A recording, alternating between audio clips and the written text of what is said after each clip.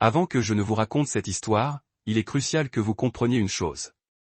Ce que vous allez entendre a été délibérément dissimulé, enfoui sous des couches de silence.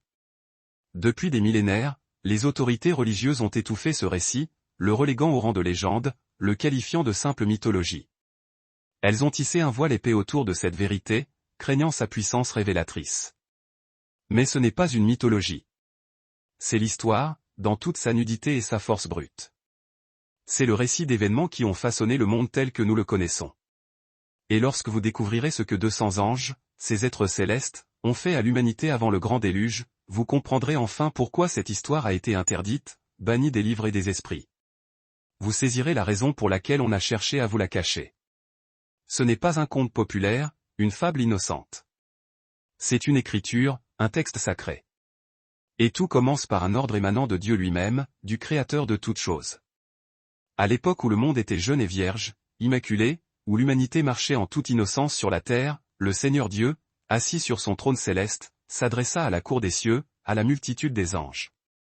Sa voix résonna dans le royaume céleste comme le tonnerre grondant au-dessus des eaux calmes, un écho puissant de sa volonté divine. « Voici, déclara le Seigneur, sa voix emplissant l'immensité, j'ai créé l'homme à mon image et je l'ai placé sur la terre. Mais il est encore fragile, vulnérable, et le murmure du serpent continue de résonner dans le jardin de l'Éden, semant le doute et la tentation. C'est pourquoi, j'institue des gardiens, des protecteurs, pour veiller sur ma création, pour la préserver du mal. » Parmi la myriade d'êtres célestes, 200 anges furent choisis, sélectionnés pour cette mission cruciale. On les appela les veilleurs, les Bnei Elohim, les fils de Dieu. Leur tâche était sacrée, un devoir solennel. Observer l'humanité, la protéger de la corruption, mais ne jamais interférer avec l'ordre de la création, avec le cours naturel des choses. Telle était leur consigne. Vous observerez, commanda le Seigneur, sa voix inflexible, mais vous ne toucherez pas. Vous garderez, mais vous ne vivrez pas parmi eux. Le ciel est votre demeure, votre station, et c'est depuis le ciel que vous servirez, que vous accomplirez votre devoir. Les veilleurs comprirent. Ils étaient des êtres de lumière et de puissance, créés pour adorer et servir le Créateur.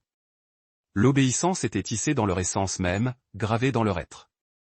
Ils s'inclinèrent devant le trône et se préparèrent à accomplir leur devoir sacré, leur mission divine.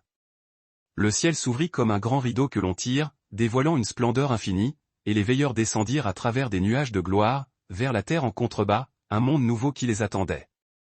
À leur tête se trouvait Samjaza, un prince parmi les anges, dont le nom signifiait « Dieu a vu ».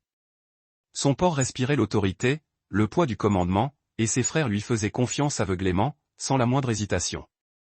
À ses côtés marchait Azil, dont l'esprit brûlait d'une curiosité insatiable, même dans l'ordre parfait du ciel. Là où les autres voyaient une création achevée, un monde statique, Azil voyait un déploiement constant, un mystère qui ne demandait qu'à être compris, décrypté. Cette curiosité, bien que brillante, se révélerait être sa perte, son talon d'Achille. Ils se posèrent au sommet du mont Hermon, là où la terre s'élève vers le ciel, et où les étoiles semblaient assez proches pour pouvoir les saisir dans ses mains.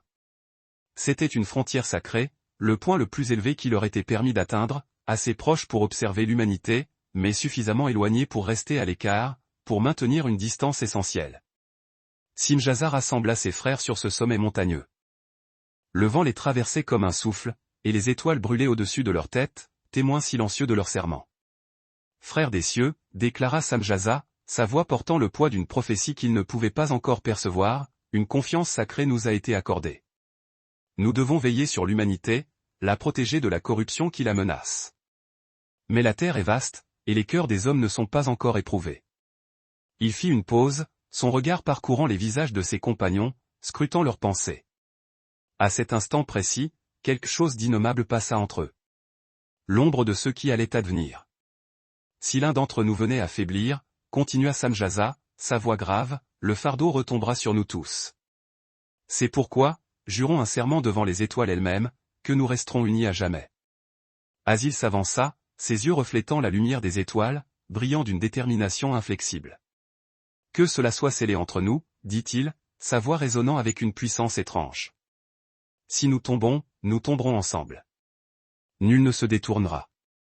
Les 200 anges levèrent leurs mains vers le ciel, et leurs voix s'élevèrent à l'unisson, résonnant à travers les sommets montagneux et descendant dans les vallées en contrebas. Nous sommes liés ensemble, déclarèrent-ils, leur voix emplie d'une solennité absolue. Nous ne nous abandonnerons jamais. De cet instant jusqu'à la fin des temps, nous sommes frères dans l'alliance. Les étoiles semblèrent frissonner à leurs mots. Le vent se tut, et à cet instant précis, bien qu'ils ne le sachent pas encore, ils avaient scellé leur propre destin, signé leur arrêt de mort spirituelle. Le temps passa. Les veilleurs observèrent l'humanité se répandre sur la terre. Ils virent les hommes allumer leur premier feu, entendirent leur premier chant sous la lune, furent témoins de leurs rires et de leurs larmes, de leur joie et de leur peine. Ils virent les filles des hommes puiser de l'eau dans les rivières, prendre soin de leurs enfants, danser pour célébrer la récolte, leur beauté simple et naturelle les fascinait. Au début, les veilleurs se contentèrent d'observer, mais l'observation se transforma en fascination. La fascination devint convoitise, et la convoitise se mua en un désir qui brûlait plus fort que les étoiles elles-mêmes, un feu dévorant qui menaçait de les consumer. Samjaza se surprit à observer une femme près de la rivière. Ses mouvements étaient d'une grâce que le ciel n'avait jamais connue. Elle vivait sans le fardeau de l'éternité, libre et insouciante. Pourtant, il y avait une force dans sa mortalité qui le transperçait comme une lame, une détermination à vivre pleinement chaque instant. Ils vivent si librement, murmura Samjaza à lui-même, son cœur tiraillé par une émotion nouvelle. Ils ne connaissent d'autre commandement que les battements de leur propre cœur. Azil se tenait à ses côtés dans l'obscurité naissante. Ils sont fragiles, observa Théil d'une voix calme, mais il y a une puissance dans leur fragilité, une forme de force qui ne s'incline même pas devant le ciel. Les autres veilleurs commencèrent à murmurer entre eux. Ce qui avait commencé comme de la curiosité s'était transformé en quelque chose de bien plus dangereux, une obsession qui les rongeait de l'intérieur. Pour la première fois de l'éternité, les fils du ciel ressentirent du désir pour les filles de la terre. Les jours se transformèrent en mois. Les mois devinrent des années, et à chaque saison qui passait, la convoitise grandissait, devenait plus forte, plus irrésistible. Finalement, Samjaza brisa le silence qui s'était alourdi entre eux. « Frère, dit-il, sa voix portant à la fois la conviction et le doute, nous les avons observés pendant si longtemps. Leurs vies sont brèves, mais elles brûlent d'une lumière que nous ne connaissons pas. Est-il vraiment mal de souhaiter marcher parmi eux ?»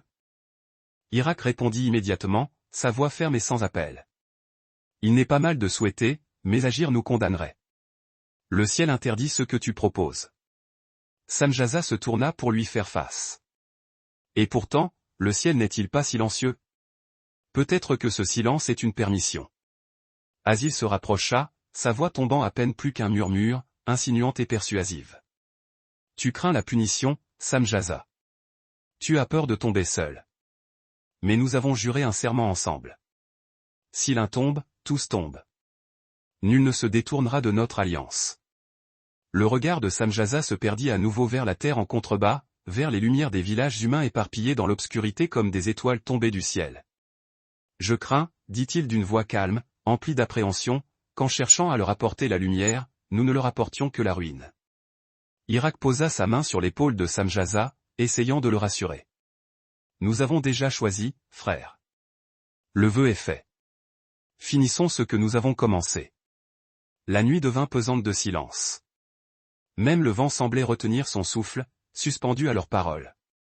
Les étoiles observaient, impassibles. Les montagnes attendaient, immobiles. Alors Samjaza leva son visage vers le ciel une dernière fois et murmura les mots qui allaient tout changer, qui allaient basculer le monde dans une nouvelle ère de chaos et de ténèbres. Qu'il en soit ainsi. Les veilleurs descendirent une fois de plus, mais cette fois ils ne s'arrêtèrent pas au sommet montagneux. Ils traversèrent les nuages et la lumière des étoiles, descendant complètement dans le monde de la chair et de la mortalité, abandonnant leur nature céleste. Aux yeux des hommes, ils apparurent comme des êtres d'une beauté terrible, à la fois fascinante et effrayante, rayonnants et grands, avec des voix qui portaient l'écho de la salle du trône céleste, la puissance de la divinité. Les filles des hommes les virent et tremblèrent à la fois de peur et d'émerveillement, attirées par leur beauté surnaturelle et intimidées par leur aura de puissance. Samjaza s'approcha d'une femme près de la rivière, la même qu'il avait observée pendant si longtemps, celle qui avait hanté ses pensées. La lumière des étoiles se reflétait dans ses yeux lorsqu'elle leva les yeux vers lui, subjuguée. « N'aie pas peur, dit-il, sa voix douce malgré sa puissance, essayant de la rassurer. Je veille sur toi depuis ta naissance. Elle trembla devant lui, sentant qu'il était différent. Tu n'es pas de ce monde. Non, admit Samjaza, sa voix emplie d'un désir contenu, mais ce soir, je choisis de marcher à l'intérieur. Et ainsi, il arriva que les veilleurs prirent des femmes parmi les filles des hommes. Le ciel et la terre, l'esprit et la chair, furent unis dans des unions qui violaient l'ordre même de la création, les lois fondamentales de l'univers. Ce que Dieu avait séparé, ils le réunirent, défiant sa volonté. Ce qui était censé rester à l'écart, ils le fusionnèrent en un seul, créant une abomination. La Genèse 6 relate ce moment avec une terrible brièveté, une concision glaçante. Les fils de Dieu virent que les filles des hommes étaient belles, et ils prirent pour femmes toutes celles qu'ils choisirent. De ces unions interdites naquirent des descendants qui n'auraient jamais dû exister, des êtres monstrueux, fruits de la transgression. Les enfants nés de l'union d'un veilleur et d'une femme furent appelés les Néphilim, ce qui signifie, les déchus, ceux qui sont tombés du ciel. Ils n'étaient pas entièrement anges, ni entièrement humains, mais quelque chose de tordu entre les deux mondes, une perversion de la création. Ils grandirent à une taille anormale, leur force dépassant tout ce que la terre avait connu, des géants assoiffés de pouvoir. Au début, ils ne consommèrent que les récoltes des champs et les bêtes de la terre, satisfaisant leur appétit vorace. Mais leurs besoins dépassèrent bientôt toutes les limites naturelles, ils en voulaient toujours plus. Le livre d'Hénoch rapporte que lorsque la terre ne put plus les nourrir, ils se tournèrent vers l'humanité elle-même, la considérant comme une source de nourriture. Ils devinrent des prédateurs, des monstres assoiffés de sang, et l'humanité devint leur proie, impuissante et terrifiée. Les Néphilim régnèrent comme des dieux, leurs ombres obscurcissant des vallées entières, semant la terreur et la désolation. Le monde trembla sous leurs pieds, et les cris de l'humanité s'élevèrent vers le ciel comme la fumée d'un bûcher funéraire, témoignant de leur souffrance. Samjaza se tenait sur une colline surplombant la dévastation en contrebas, les villages en flammes, réduits en cendres. Son cœur, autrefois rempli d'émerveillement devant la création, ne portait plus que le poids de ce qu'il avait déclenché, la culpabilité le rongeait. « Comment en est-on arrivé là » murmura-t-il au vide, sa voix brisée par le remords. Nous voulions leur apporter la lumière, partager ce qui était caché. Mais est-ce cela que nous avons fait? Avons-nous créé un enfer sur terre? Azil se tenait à ses côtés, son regard fixé sur l'horizon où les villes brûlaient, impassible. Ce n'est que le début, dit-il froidement, sans la moindre trace d'émotion. Il y a encore plus à leur enseigner, il faut continuer à les guider. La corruption ne s'arrêta pas aux Néphilim. Les veilleurs, ayant déjà rompu leur alliance avec le ciel, commencèrent à révéler des secrets qui n'étaient jamais destinés aux esprits mortels, des connaissances interdites. Azil se déplaça parmi les forgerons et les travailleurs du métal, les incitant à dépasser leurs limites. Pourquoi ne façonner que des charrues, leur murmurait-il, sa voix insinuante, quand vous pouvez façonner le pouvoir lui-même, des armes qui vous donneront la domination? Il leur apprit à extraire le minerai des montagnes, à le forger dans le feu, à le marteler en armes de guerre, des épées, des lances, des boucliers et des armures, des instruments de mort qui transformèrent les fermiers en soldats et les villages en royaumes en guerre. Un homme avec une lame, déclara Azil avec un sourire cruel, ne craint aucun dieu, il devient son propre maître. Mais ses enseignements s'étendirent au-delà de la guerre. Aux femmes, il apporta les arts de l'ornement, leur apprenant à broyer des pierres précieuses en poudre pour peindre leur visage, révélant comment créer une beauté artificielle qui ensorcellerait les cœurs et attiserait la vanité, les rendant dépendantes de leur apparence. Irak enseigna les secrets de la terre, les connaissances oubliées. Comment les racines pouvaient guérir ou empoisonner, comment les plantes pouvaient lier l'esprit dans des rêves ou le conduire à la folie, utilisant la nature à des fins obscures. Barakiel révéla les motifs des étoiles et les nomma signes du destin, permettant aux hommes de prédire l'avenir. Kokabel enseigna la cartographie des constellations. Shamsiel dévoila les mouvements du soleil. Ce qui était caché devint commun. Ce qui était interdit devint un art, une source de pouvoir. Et à chaque révélation, l'humanité s'éloigna davantage de l'innocence, se perdant dans un labyrinthe de connaissances dangereuses. Les archanges Michel, Gabriel, Raphaël et Uriel se tenaient devant le trône de Dieu, regardant le chaos en contrebas avec une tristesse infinie. La terre, autrefois verte et prospère, se noyait maintenant dans la violence, souillée par le sang. Les rivières coulaient rouges de sang, charriant la mort. Les cris des innocents transperçaient le ciel lui-même, implorant justice. Michel parla le premier, sa voix tonnante. Seigneur, le monde que tu as créé crie d'agonie. Les veilleurs ont abandonné leur poste et souillé ta création, trahissant leur devoir. Gabriel ajouta, sa voix emplie d'une amertume profonde, leurs descendants dévorent les vivants, consumant tout sur leur passage. Si cela continue, il ne restera plus rien à sauver, tout sera perdu. La voix de Raphaël trembla de chagrin. Même le sol gémit sous leur corruption, la terre est malade. Chaque souffle de la terre est devenu une malédiction, un signe de la colère divine. Uriel leva sa main vers l'horizon, pointant du doigt la destruction. Si nous n'agissons pas, leur rébellion se répandra au-delà de ce monde. Même le ciel lui-même pourrait ne pas rester intact, il pourrait être contaminé.